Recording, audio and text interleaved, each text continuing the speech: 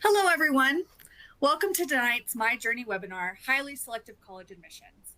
My name is Candace Lytle, and I'm your host for this premier event in our My Journey series. And I'm so excited to have you here on behalf of everyone at ACT. Thank you so much for joining us. I'm also so honored to be joined by our incredible expert speakers from Collegewise. But before I turn things over to them, I want to cover some essentials to help you enhance your viewing experience. On your screen, you're going to see several widgets and tools, and you are in control of these. They're resizable, they're movable, so you're welcome to move them around and get the most out of your screen space. If you have any questions during the webinar, you can submit them through the Q&A engagement tool, and we'll do our best to answer them throughout the webinar. We'll have some time for questions at the end as well. A copy of the slides is available in the resources tool, as well as some other handy items to accompany this presentation for you to reference after it's over. The webinar will also be recorded and sent to the email address that you registered with within 1 to 2 weeks. So if you miss any pieces of it or if you need to rewatch it, you will get a recording of this. For the best viewing experience, we encourage using a high speed and stable internet connection, closing any programs or browser sessions running in the background that could cause issues.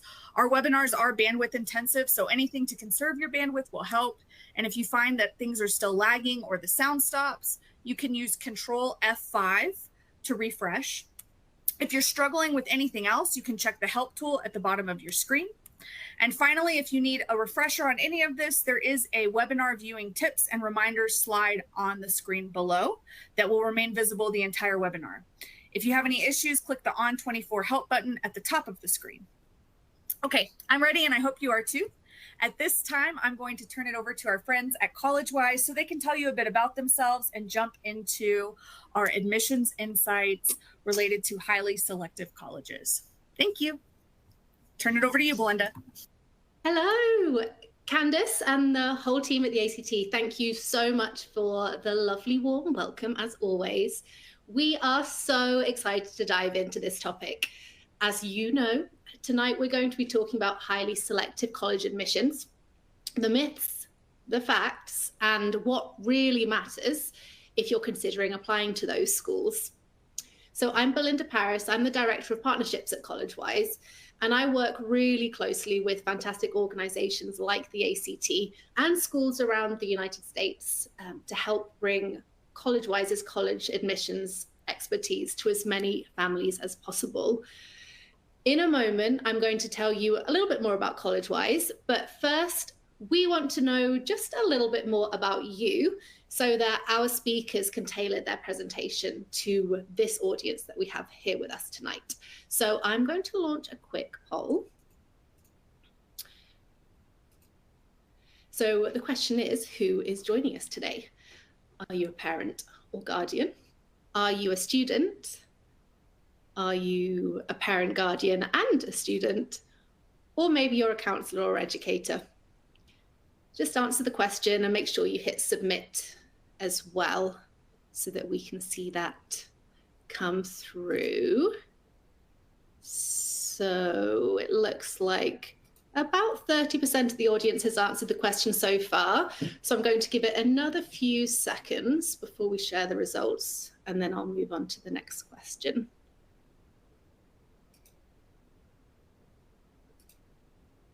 All right, okay, so it looks like we have a large proportion of students. Okay, so basically we have a mix of all of those people, speakers. So we will be able to make sure that we're covering all the bases for you tonight. Thank you so much for that.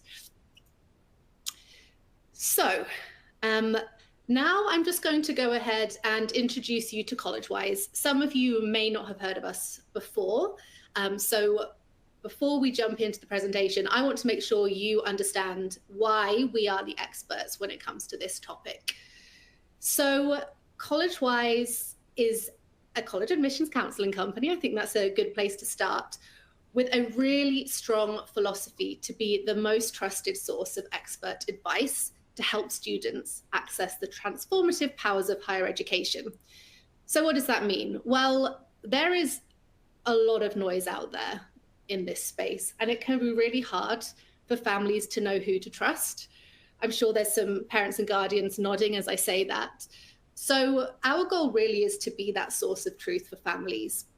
So we invest a lot of time in doing research, we publish papers, we attend conferences, all of these things so that you know that when you come to Collegewise, you're getting the most up-to-date information to help your family experience a less stressful and ultimately more successful journey to your great fit college where you can really shine. So what does this look like? Well, there are three main ways that we help families. The first is that we offer hundreds of free resources, including webinars like this one, ebooks, guides, white papers on pretty much any topic you can think of to do with college admissions. In fact, one example, we recently published a creativity in STEM white paper, which you can find on our website. That's just one example. There are lots of things to support all kinds of students with all kinds of journeys, and we want as many families to utilize those. The second way we help families is that we provide college admissions counselling, as I mentioned, for students, and that covers really every facet of the college admissions process, that including application strategy, leadership, extracurricular development, time management, soft skill guidance, research, internship support, tutoring and test prep. And I could keep on listing things, but I'm not going to because I know we're really anxious to get into the meat of the presentation. But in summary, we have lots of different offerings to suit a range of needs. And one of the areas is, of course, expertise in highly selective college admissions, which is why you're all here tonight. Finally, we also do a whole load of work with schools and provide free resources and also workshops to supplement the great work being done by school counsellors. We started in 1999 and we did just celebrate our 25th birthday, which you'll see, oh, other side, you'll see up here next to me. In that time, we've helped over 30,000 students. So we are excited to add to that by supporting all of you who are here tonight. So that's enough about Collegewise. If you have further questions, you can absolutely ask those in the Q&A. But now I'd like to hand over to our amazing two speakers for tonight. We have Sophie Heller, Georgetown professor and college admissions counselling extraordinaire, and Jared Rivers, Collegewise counsellor and former admissions officer at Cornell, Brandeis, Bates, and the University of Maine. That's a lot. You are going to learn so much from this presenting duo. So I will stop talking and hand over to Sophie. Thank you so much, Belinda, for that introduction. Jared and I are so happy to be here with all of you. As Belinda mentioned, I am a Collegewise counselor based out of Seattle, Washington. I actually earned my undergraduate degree from Mount Holyoke College, a small women's college in Western Massachusetts, before completing my master's at Middlebury College and then going on to earn my PhD from Georgetown University in 2021. I first began my work at Collegewise back in 2021, right after finishing my PhD, working in person in our Southern California offices where we're headquartered. And since then, I've continued my work counseling high school students as well as serving as a professor at Georgetown. And I think during my time as a counselor and a professor at a highly selective university, I've seen about a decade's worth of students apply to and enter college with all types of experience levels and backgrounds and overall kind of academic profiles. So I'm hoping that my expertise sort of from both sides of the desk will be useful tonight. And I know that Jared and I are really looking forward to answering all of your questions in the Q&A. I already see so many coming in, so we will be leaving time for that. And I'll just pass it over to Jared.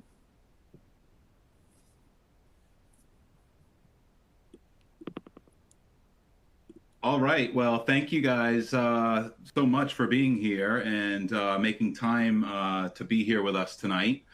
Again, my name is Jared Rivers, and I'm making this phone call from South Portland, Maine. So I actually, as was mentioned earlier, I graduated from the University of Maine at Farmington. I grew up here in the state of Maine. But after 3 years of admissions at UMaine Farmington, I moved on to Cornell University, where I became the assistant director of Admission for the College of Agriculture and Life Sciences. I spent 6.5 years there, and then moved on to Brandeis University, where I spent the next 3 years. And last but not least, I ended my admissions career with Bates College, spending another 10 years in the admission office working for Bates. And so altogether, it was 22 years of admissions work at 4 different colleges. And I've read over 20,000 applications in that time, over 20,000 essays. And I dare say that I've seen it all in admissions. And so, again, I'm excited for all of you guys to be here with us today. And I'm looking forward to diving right into this. So right here, you guys can see a bit of an agenda. This is, I would say, very much a general information that we're going to be sharing. And as you can see, it really covers all the bases, all the things that you're going to encounter in your college search process. Everything from holistic admissions and selectivity to test scores in a test optional world. We're going to talk a little bit about activities, that ideal activity list. We're also going to talk about college essays, the different types of essays that you will encounter in this process. Of course, personal qualities or PQs, as we like to call them, and character and how that plays in the overall admissions process. And then we'll kick it back to Belinda, and we'll talk a little bit more about how students and families can get involved with Collegewise. So that is just a bit of what we will cover here in this program tonight. So diving right in, I'd love to talk a little bit about the state of admissions, at least here in the US. What are we talking about when we say highly selective admissions? And actually, before I give you a definition of highly selective admissions, I do want to stress that we are in no way endorsing highly selective schools. We are not necessarily saying that students and families ought to be looking at highly selective schools. We are big believers that there are lots and lots of different institutions of higher ed that could be a great match and fit for you and help you get to that next level, whatever that might be after your undergraduate years, okay? While this is a webinar about highly selective admissions, I also want to stress that the information that comes out of this webinar is information that can be applied to other colleges that are not going to be within this definition of highly selective. So colleges that may have higher admit rates, this information will be just as relevant for those institutions as well. So again, what are we talking about when we use the term highly selectives? In some ways, it really does depend on who you're talking to or who you're talking with when you're referring to that particular term. But for the use of this webinar and actually just for your own edification here at Collegewise, we use the definition of any university or college or program that could be a major that you're applying to that has an admit rate that is less than 20% is ultimately considered highly selective, okay? These, again, are institutions that routinely admit students at a percentage that is less than 20%. That is going to be the case in some cases for universities. Some colleges as a whole may be admitting less than 20% of their applicants. And then there are also majors, computer science, business these days can often have admit rates that are less than 10%, in some cases closer to 5%. And so that's really what we're talking about. It's really a case where you have more admissible applicants, where you have far more admissible applicants than you have open spaces that are available, okay? And so that's just a brief sort of definition of highly selective admissions. And in terms of the state of U.S. admissions, really in general, what we're seeing is that applications to these institutions are going up and up and up every single year, and the admit rates are going down. And so what you're actually seeing here on this slide are just, some of the usual suspects. Harvard, Princeton, Yale, the Ivies are well known for being highly selective institutions, as well as, colleges like Stanford, MIT, and UChicago, routinely having admit rates around 5 to 6%, right? If not less. But these days, a lot of your flagship universities, a lot of your public state universities, like your UCLAs, your UC Berkeley's, your University of Michigan's, UT Austin, Boston University is another one. Often having admit rates hovering maybe between 10 and 20%, right? And that might be shocking to a lot of you, but that is just the general direction that that U.S. admissions has been going for several years. This is also true for some of the military academies. The Coast Guard Academy, West Point, routinely admitting students below a 20% admit rate. You see Bates there, the college that I just left back in 2023, with a very, very low admit rate today. When I started at Bates, they had an admit rate that was above 20%, but in 10 years, we grew the applicant pool by 52%. So again, applications are growing and they're going up and up and up for a lot of these institutions, and the admit rates are continually going down, right? And that's ultimately what you're also seeing here on this particular slide. Why are the applications going up and up? I mean, some of it is technology. In my 22-year admission career, the Common Application became a thing. When I was applying to college back in 1995, I, applied to one college, and it was every college at that time had their own individual application, right? And at that time, it was just a paper-based application that I filled out and submitted. But these days, we have the Common Application, we have the Coalition Application, right? And so technology has played a role here.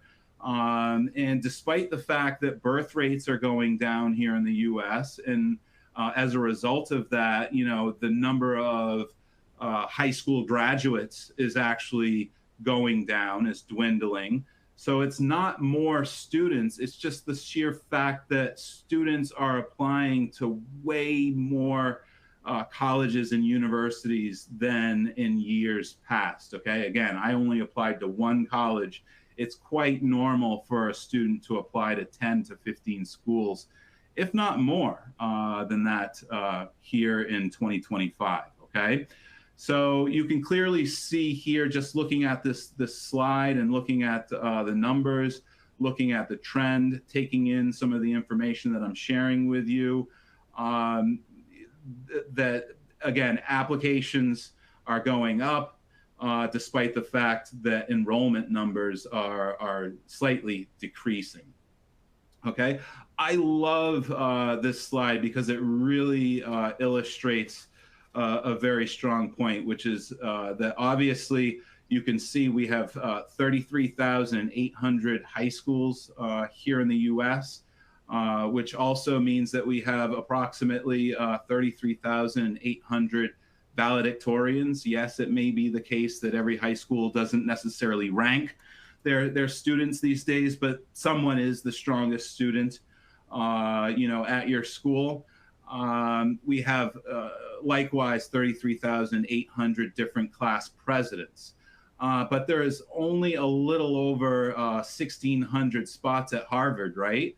And only about 14,500 spots total in the Ivies, okay? So everyone who is at the top of their class, everyone who is a class president is not necessarily going to gain admission to Harvard and not necessarily going to gain admission to the Ivies. Okay. In fact, they're looking at lots and lots of different variables, and this really sort of segues into the next slide, which is going to talk a little bit about holistic admissions. But I did want to stress that while it is the trend that rising applications are rising, I did want to also mention that other trends are simply that we're also seeing a geographic and demographic shift. Just to sort of qualify that briefly, we're seeing more students from the West Coast and students from the South applying to schools in the Northeast, and vice versa. Students in the Northeast applying to colleges and universities in the South and in the West Coast. That geographic diversity and those demographic shifts are really, really important, and that's a big trend happening. But also holistic admissions is another one of those trends. More and more universities and colleges and admission offices are using a holistic approach to evaluating their applicants. And so I'm just going to read a part of this slide here. Highly selective schools evaluate students through a holistic lens. In other words, there is not one specific application component that will help students gain admission to a school. So what do admission officers value in academics? So again, I want to stress that there are multiple factors. There's not just one component in a holistic review process. They're looking at, yes, they're looking at your course selection. What types of courses did you take each year of high school? Before I get too far into this, I want to share that every admission officer or admission office gets a high school profile of your high school when you submit your application. That's something that your guidance counselor will submit on your behalf. And that high school profile very much works like a map or a key or a legend to reviewing the types of opportunities that existed for you at your high school, right? Does your school offer college prep courses? Do they offer honors courses? Do they offer AP or international baccalaureate programs, right? Did you take advantage of any of those offerings? So course selection is going to be a major part of this, okay? I think I'm probably running short on time. I'll pause there and I'll pass it over to Sophie. Well, thank you so much, Jared. I am going to, now that we've seen and heard a little bit more about kind of those larger application trends, what it means to be a highly selective university, what I'm going to do now is take us through kind of a more specific picture of what each of those components are involved in this application process for highly selective colleges and universities. So what better place to start than standardized testing? One of the first things that I like to do with my students once we've crafted their college list is to really look at each of their colleges and determine each school's testing policy. I think it's really important to look at every single school's policy, every single school on your list, because the testing landscape is always changing, always evolving. And as you can see on the slide here, we sort of have three relevant categories. So we have, required, we have test optional, and we also have test blind. So when testing is required, there's no conversation really about whether or not to submit test scores because this college or university has required them as part of the application process. With test optional, students, of course, have the option of submitting their score, but they will not be penalized for choosing not to. So in these instances, my students and I will typically kind of look at the average admitted student profile from previous years and take a look at the average test scores for those admitted students in making that decision, right? If my student's score is at or above that published average, then we tend to submit. And if not, we likely forego that option. I would say more often than not, my students will submit their scores to some schools and not to others, and that's perfectly okay. And then this final category, test blind, which really means that even if you want to send your scores to your schools more than anything in this world, they will not take them into account when evaluating your application. So one great example is the UC system. So that's kind of those are the three categories that we sort of look at right now. But again, the testing world is ever evolving. These different categories may change year to year for certain schools. So it's really important to be on top of the schools on your list and understanding what each of their testing policies are, because the last thing you want is to get to the end of this process and realize you did in fact need to take the ACT or the SAT. So I'm just going to move along here to kind of some major questions to ask yourself surrounding testing. At Collegewise, what we often do, or what I know I do as a counselor, is I utilize practice tests to help my students understand which test, the ACT or the SAT, they may be more naturally geared toward, right? Some students just have a little bit more of a natural proclivity toward one test or the other. And once we've determined which test works best, we'll make kind of a test preparation plan that's dedicated to one path. Again, either the SAT or the ACT. It does not make sense to try to prepare simultaneously for both tests and take them both, continuously. It really makes more sense to decide and determine which test you're best suited toward, and then focus your energy there. That's the philosophy that we have at Collegewise. Colleges will never ask to see both an ACT and an SAT score. They're happy with one or the other. So that's kind of where those first couple of questions focus. But now turning our attention to 3, 4, and 5 up here on the slide, as I mentioned a moment ago, I use average admitted student score profiles from the previous year or previous several years in order to determine just kind of where my students should submit and shouldn't submit based on their scores. But oftentimes I think the question goes a little bit deeper, and I ask my students to kind of consider their overall application profile and where these scores fit in. So I think while my recommendation is usually not to send scores that are lower than the average admitted student profile being published by that college or university, I think sometimes it is worth looking at how your scores compare, let's say, to your grades overall, or just the general, competitiveness of your application, right? So the idea is to consider what will amplify my application profile in an admissions officer's eyes. And I do have occasionally students who will submit scores even if they fall a little bit lower than the average admitted student profile for testing. But, just always remember that for test optional schools, which does include highly selective colleges and universities, there are many facets of your profile that they're going to be paying close attention to. So if your test score is going to detract from your overall profile, that is something to pay attention to. Okay, next, moving on to one of my favorite components of the application profile, activities. I always say that your activities should really represent how you like to spend your time. I think remembering that admissions officers, they're looking to get a sense for who you are and how you contribute in a group or team setting. And they really want to understand kind of those social and emotional skills that you possess that help you stand out. And your activities profile is such a great place to do that. They want to see students that are putting their heart into the things that they really love. And, they're going to want to understand how that might apply on their campus. I think there's this notion sometimes with highly selectives that admissions officers are looking kind of for students that are doing the best or most exclusive activities, but that concept doesn't exist, right? Like, they're hoping to build a class not uniform in their activities profile, but students that have done a diverse range of things, and those things should be the things that you're most passionate about. And so I think that is really important to understand. There's not one activity that sort of supersedes all of them.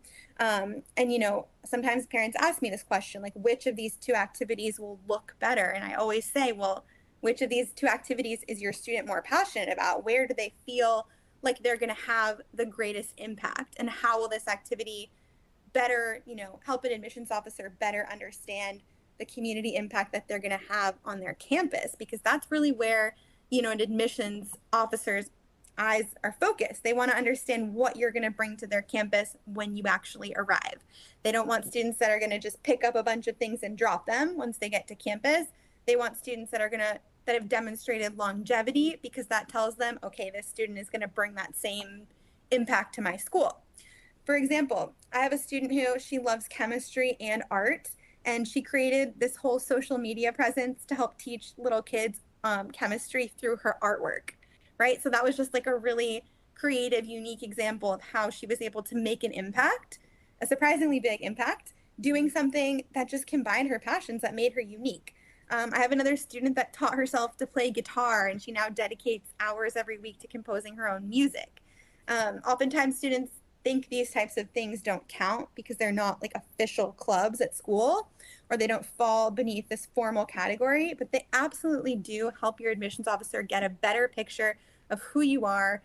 It's endearing. It helps them understand like what makes you tick, why you're so passionate about what you do. And we always say at Collegewise, it's the why. It's the why behind what you do, not the what. And I know it sounds a little bit corny, but it's true. And I know Jared, as a former admissions officer, would absolutely, agree with that.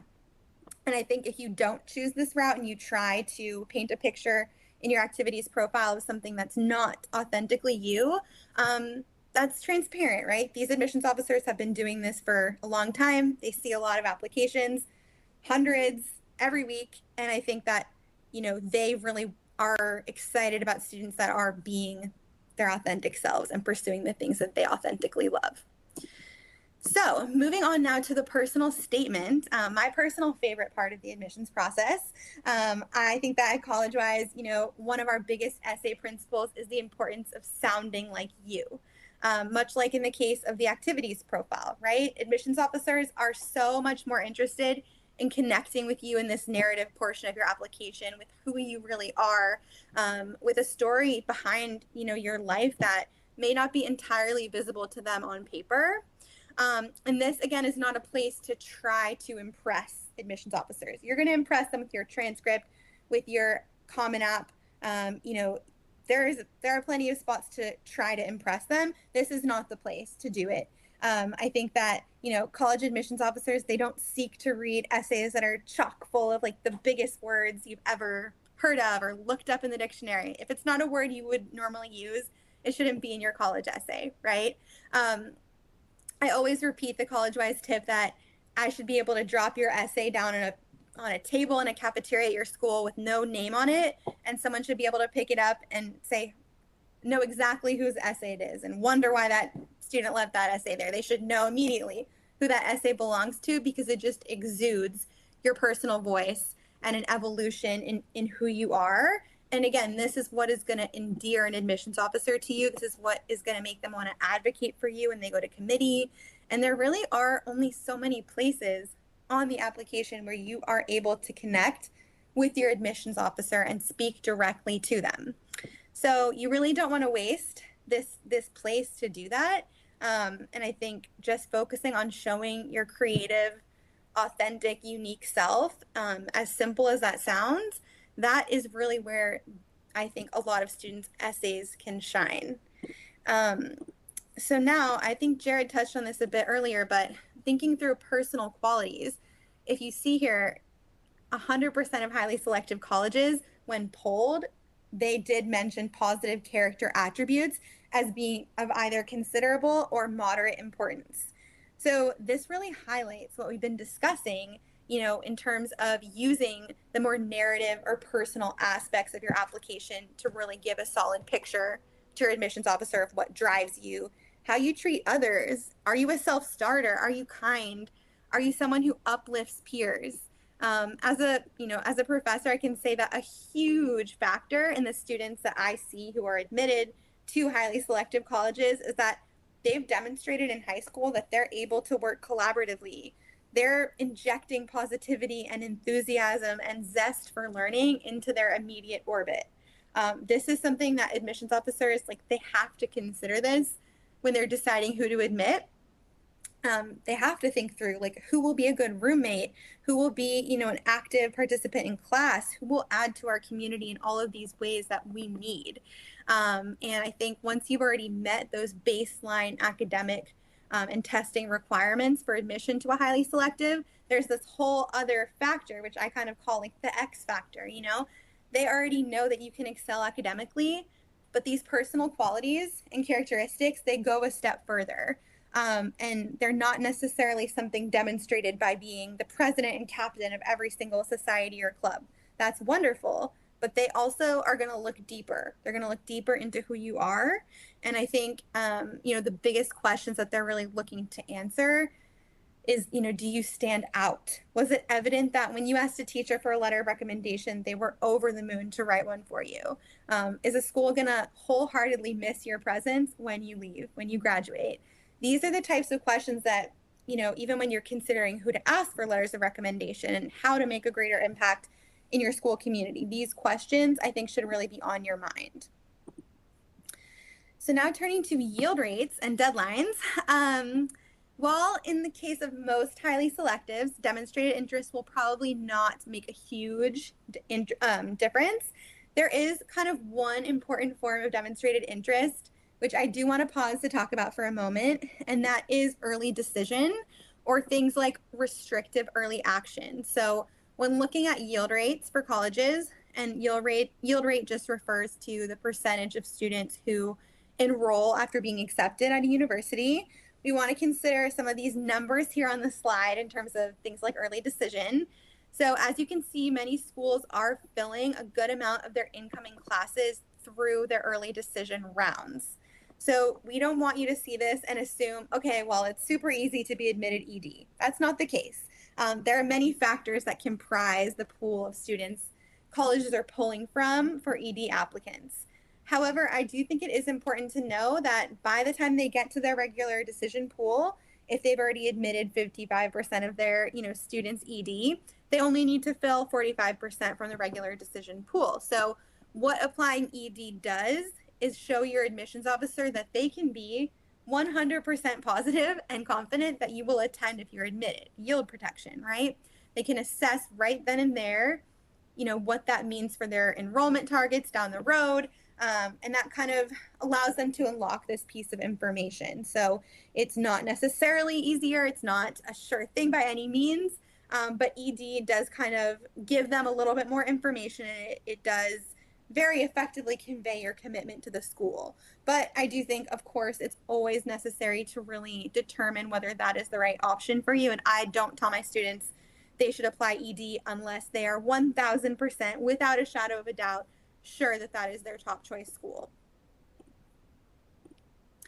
Okay, a slide that I love to look at because it makes me feel so proud of this amazing company that we've built. At Collegewise, we clearly know what we're doing with highly selective colleges. We know what they're looking for, and we know how to help students develop that overall application profile, which is really going to make them competitive at these schools. So I just kind of want to take a look here and show this just for families who may be considering working with us. These numbers truly do reflect the wealth of knowledge that we have about highly selective colleges. And again, many of our counselors are former admissions officers from highly selective colleges and universities. So one beautiful thing about Collegewise is that we all work together to bring our collective expertise to every student's experience, even though they may have one particular assigned counselor. We really do come together to make sure that we utilize our hive mind and kind of that mass knowledge that we have. So I really appreciated the chance to speak with you all tonight. I'm going to pass things over to Belinda so that Jared and I can get going on the Q&A. Wow, well, thank you so much, Sophie and Jared. As always, I have learned so much from you both tonight. There is never enough time to get to all of the components to do with the topic of getting into Ivy League schools and highly selective colleges. But we have had some awesome questions pouring in. So I'm glad that whilst I'm talking now, Sophie and Jared and Candice are going to be able to continue to answer some of those specific questions. But we are also going to leave some time at the end to answer some of your questions live.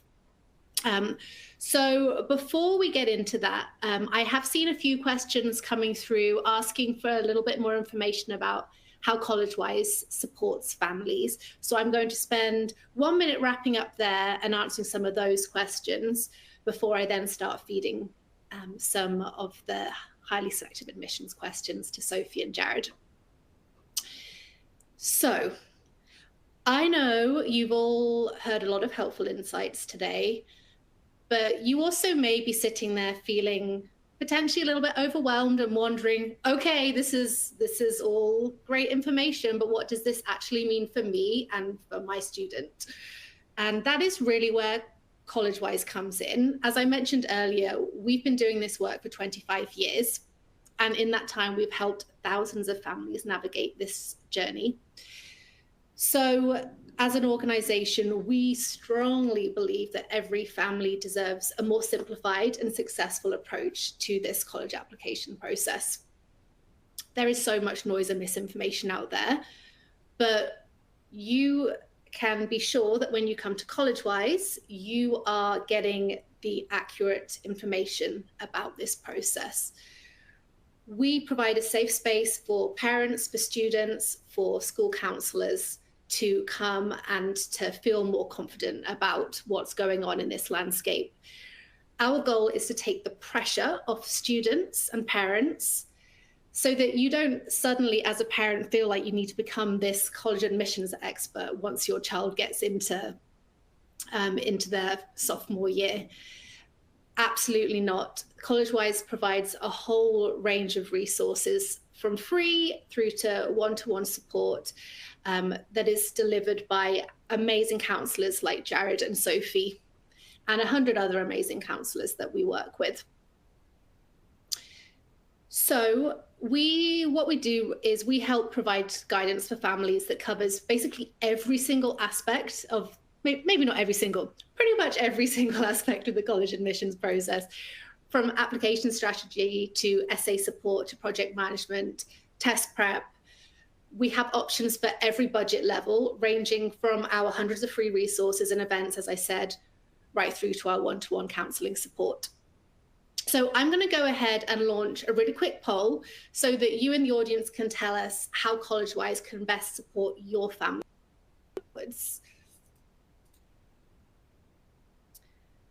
So how can Collegewise best help you? If you are interested in learning more about working with Collegewise directly, then of course we would love to hear from you. You can select option A. If you're not sure, that's okay. You can select option B. If you just want our free resources, then we are so happy to share them with you. So select option C and we'll keep those coming for you. And if you're a school counselor educated, interested in learning more about that, then you can select option D. And then remember to hit submit on that as well. So I'm going to keep this up for another 30 seconds. All right. Okay. I hate this part because I just have to stare awkwardly whilst I wait for you. Okay. So if any of you are really desperate to learn more about Collegewise and start working with an admissions counsellor now, then in a second, I'm going to skip through to a QR code so that you can schedule that time with us right now. And as a special thank you to anybody that is joining us in July, we are actually also offering 5 free hours of personalised tutoring or test prep. This is our gift to you because, as you can imagine, our counsellors get really busy in the fall. So as a special thank you for getting started a little bit early over the summer, then we're giving you those 5 complimentary hours. So anyway, I am moving on to the Q&A. We have some awesome questions, so I hope you're ready for them. Let me just pull up my questions. Okay, I've got them. So first question is, would going to a summer camp at an Ivy League school look good on my resume? I can take that one. I think it's one that we hear quite frequently, and I'm glad you asked because it's a total myth that going to a summer camp or a summer program at an Ivy League or highly selective university will improve your chances of admission, right? That is not the case.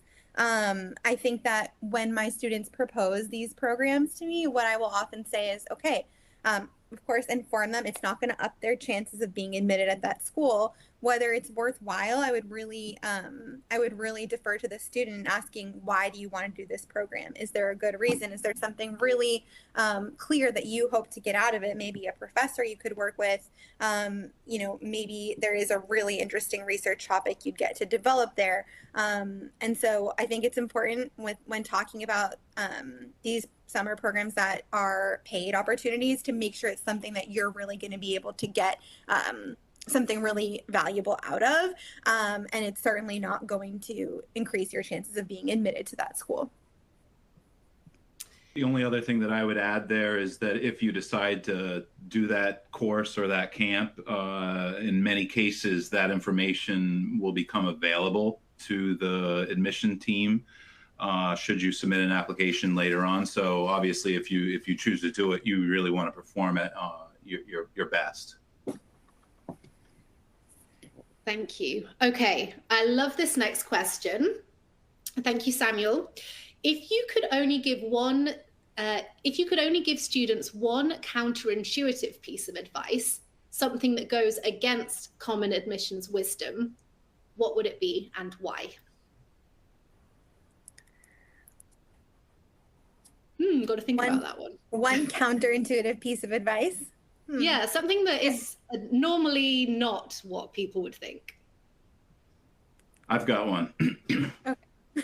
Okay, so a lot of students sometimes think when they have all of the great grades and particularly the high test scores that they should be all set, applying to sometimes even target schools, never mind safety schools. But oftentimes what I saw happening in the admission offices at the various schools that I worked at was that if you had the great grades and the high test scores, but you still didn't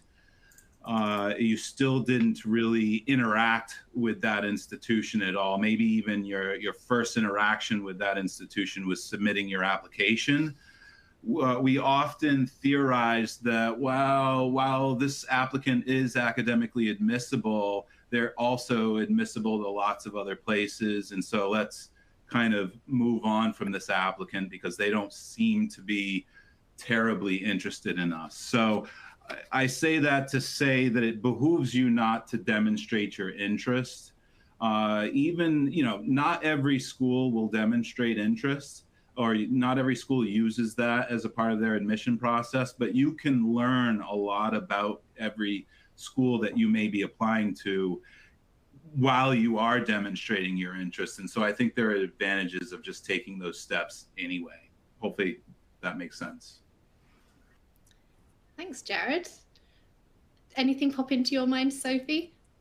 I think honestly, just what I said before, like don't always necessarily do the most prestigious thing because that's not always what's going to stand out. If that's something that you're not going to be able to make a real impact in because you don't actually have that interest in it, it can really backfire. And it's not always going to be most impressive to an admissions officer. So I feel like all of us at Collegewise would say the same thing, that you should always go after, the activities, volunteer opportunities, summer programs, research opportunities that actually drive you. And then I think this also applies to the college essay, right? Like I noticed some other questions in the chat about topics and really spending a lot of time on that. But I think, to be honest, like it's not the what, it's the why. It's the story that you can tell behind it. If you can tell an amazing story in your college essay about like an apple, I've seen something like that and it was phenomenal. Like if you can tell a story about your life through something that is mundane, sometimes that it's not always the most dramatic story that makes the best admissions essay. So that's another kind of, I guess, counterintuitive piece of advice. Thank you. Okay, another great question from Sarah here. Why choose a highly selective / expensive school over a less prestigious one? Is there really a noticeable difference or advantage?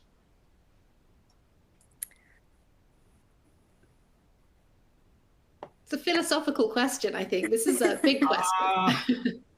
You know, it's tough as a former Cornell admission officer, but no, I'm a big believer that, you know, it's not the shoes. I grew up playing basketball, and that it's not the shoes, it's the person inside the shoes. Likewise, you know, it's not the school that makes you, it's what you make of yourself. That being said, I definitely was really impressed with the kinds of resources that were available to Cornell students when I was on that campus. And so the other thing is that, you know, you are rubbing elbows with a lot of other students that are top tier students, and that's worth something, you know. So yeah, I would say something, you know, along similar lines. I think the fit with the school is so much more important than the name.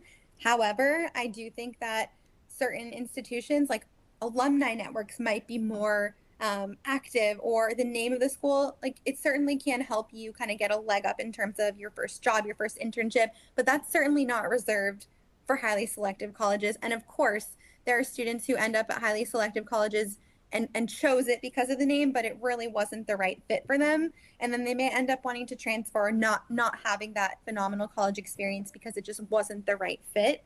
So I think it's really important not to consider the name of a university before that fit.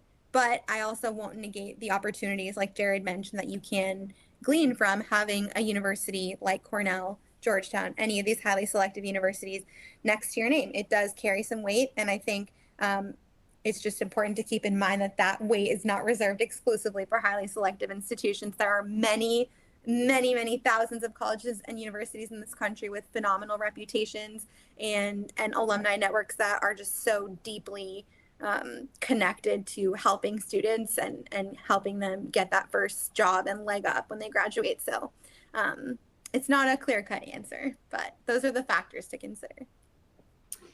Thank you. I'm hitting you with all the hard ones tonight. Okay. Any advice for students trying to use their summer to get ahead of the game? The summer before senior year, I assume.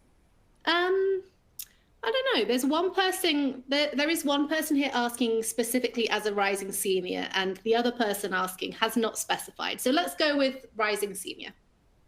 Well, I would say at Collegewise, this is certainly the case with all of our students. I guarantee any counselor would say this, you know, the time, even if you have a summer program, even if you're traveling, you still have, I think, more time without being in school all day long and having a ton of homework. I think that the narrative portions of the application, like your personal statement, that takes such thought and brainstorming and just like clear, I would say like restful minds to get ahead on your personal statement over the summer and have time to really think through topics and make, you know, different drafts and get feedback. I think to go into the school year with your personal statement solidified would be phenomenal. And so I really push my students to do a lot of brainstorming when they do just have that easier, lighter schedule over the summer. Jared, I don't know if you have any other tips there.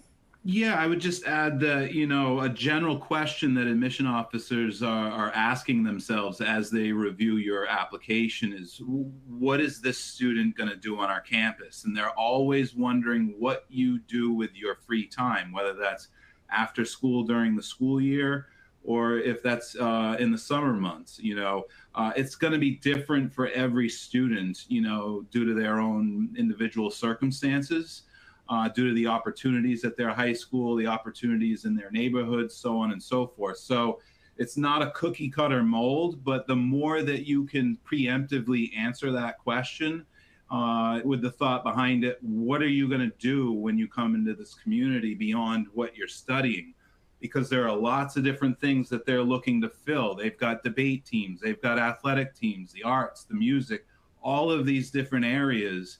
You almost want to sort of plug yourself in, and you can't do that unless you've sort of done the homework on that school and preemptively answered those questions. Thank you. Okay, I think we've probably got time. Maybe 2 more questions.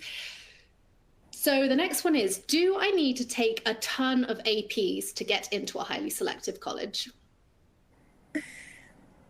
We get this question a lot.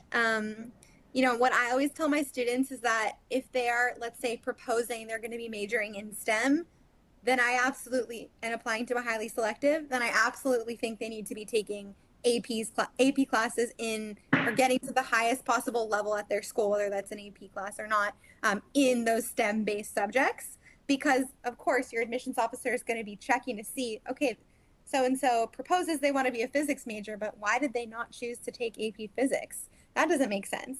Does it mean you need to take every single AP in order to be impressive to them? No. And I do think it's a fine balance, because taking every single AP and not being able to, uphold strong grades isn't going to look good either. However, I do think with some of these highly selective students, the candidates that are going to be successful are the ones that were able to manage a lot of APs and still get 8 hours of sleep and still be active in their clubs and sports and still be healthy, happy kids. And that isn't necessarily everyone. So it's that balance, right? But no, I don't think you need to take every single AP. And Jared, I'll let you weigh in there. Yeah, I apologize because I got a little long-winded earlier in the presentation, and I rushed through holistic admissions. But what I really wanted to share with folks is that, yeah, your course selection is absolutely critical, especially if you're looking at the more selective the schools are, the more important those areas are going to be. You need to go above and beyond your graduation requirements. You need to sort of demonstrate a love of learning, and not just in the area that is most important to your area of interest. You sort of need to demonstrate a love of learning across the board. And so, you can take advantage of, your elective courses by, instead of taking your general electives, you might double up on core courses, and maybe that creates some space and time to take some additional AP courses. But the other thing I'd say, it's not just taking the AP course. Folks, only 20% of students who earn A's in their AP courses score 5s on their AP exams. And for that reason, it is a really big deal. It's a game changer when you score those 5s. And so I would actually say it's not just taking the APs, but it's doing well in the courses and scoring high on those exams when you're talking about the Ivies. Okay, one final question. I'm going to be really quick here. So what if my passions do not align with the career I want? Should I change my extracurriculars to match my passion or career? I think this sort of goes back to what I was saying about how excited admissions officers are to admit students that have a wide array of interests, right? Especially when there is so much more competition. I think my students that I've seen be most successful with highly selective colleges, Ivy Leagues, they're students who have applied as, English majors, and they were also like volunteering at a hospital, planned to go pre-med. Like, it seems counterintuitive, but they are just so, like Jared was saying, they have this love of learning that spans across the board. And so I don't think that your activities necessarily have to perfectly align with your interests. However, I do think getting some pre-professional, some practical experience in the field that you're planning to major in when you're applying to a highly selective can be an important part of the process. But I certainly wouldn't worry if all of your activities don't fall under those lines. In fact, I'd be proud and happy. Okay, well, I think that's it for the Q&A. Thank you so much for amazing answers there, team.